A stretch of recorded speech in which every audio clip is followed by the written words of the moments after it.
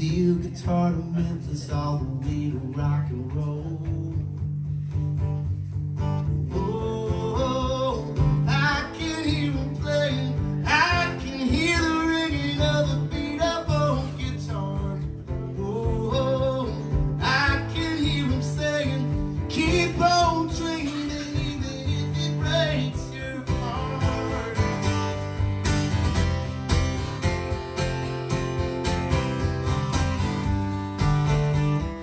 Downtown, where I used to wander, old enough to get there but too young to get inside. I would stand out on the sidewalk, listen to the music playing every Friday night. Oh, I can hear him playing, I can hear the ringing of the beat up on guitar. Oh, I can hear him saying, keep on dreaming even if it breaks your heart.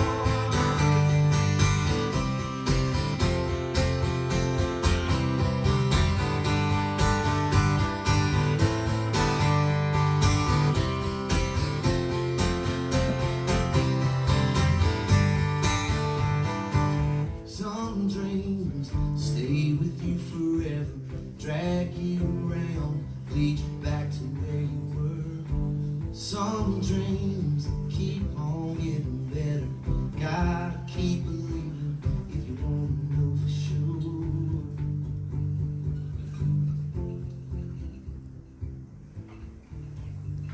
This is the part, sometimes like when they usually have a band at certain shows, you're not having to sit down and be quiet. Like there's a point where this would be the part where everybody would like sing along and shit. And that's a cool part. And the reason that that's a part is because this song, completely out of my control, became like this, what they call a hit song. It was a #1 song at country radio. And I don't say any of that as like as making fun. It was one of the biggest miracles that I've ever witnessed, and it was a life-changing thing for me. It's like let me and my family have a house to live in, and my kids have like college savings, and we have insurance. Like, it's not a joke. That was some really powerful shit that happened. But you know, you feel good about that, and then this #1 song, all of a sudden, it became I got nominated for CMA, Country Music Association. Thank you so much. I lost. But don't worry, because about 6 months later, I got nominated for an Academy of Country Music Award, Song of the Year for the Country Music. I lost that one too. That's it. I lost both of those, and then. We still love you. Thank you so much. I don't know if that comes with a trophy or not, but I do appreciate it. But so then the big one though was getting nominated for a Grammy for country music. Yeah, I lost that one too.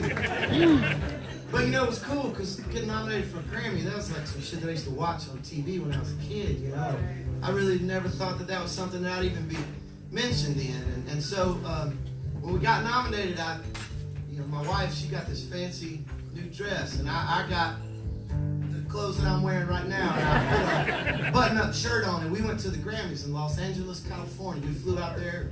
I bought tickets for some friends and family, because that's truly one of those moments you go, this may never happen again. I don't want to let this pass us by.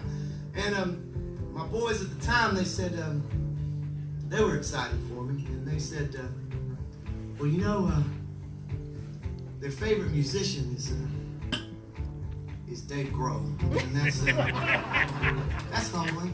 He's cool. But they said that was the biggest thing they were excited about when I knew that we were going to the Grammys. They said, you think you'll get to meet Dave Grohl? And I thought, probably. I mean, I'm nominated for a Grammy, right? There gotta be just like a party for all of us. We'll be there, and I'll meet Dave Grohl. And I'll get my picture made with him, and I'm gonna send it back to my kids, because they'll think I'm cool. And so we got there, and I noticed that the awards started real early, and that's because the Country Music Awards portion of it for Song of the Year is in what they call the pre-televised portion of the show. And for those of you that don't know, that means you can only see it on the internet. And it's real early in the afternoon, and it takes place not even in the same building. It's across the street from the Grammys in a small, sort of dusty old theater.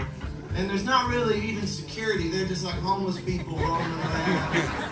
And then there's people that show up and they just hand out awards, and there's empty seats and people just roam up and accept awards, and sometimes somebody's not there and somebody else just comes up and accepts the awards. And it was weird, but they called out the name for the winner of the Country Music Song of the Year, and it was not us.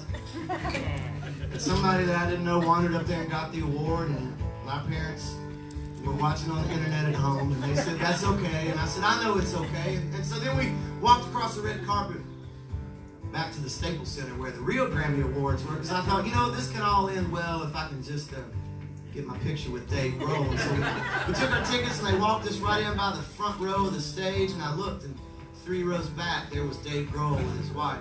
I don't know if it was his wife. I just assumed it was his wife because he seems like a good guy. So we walked right past him 4 or 5 rows, and then they took us a little further back, and that security guy passed us off to another security guy who walked us up to the balcony level, who then took us to another security guy.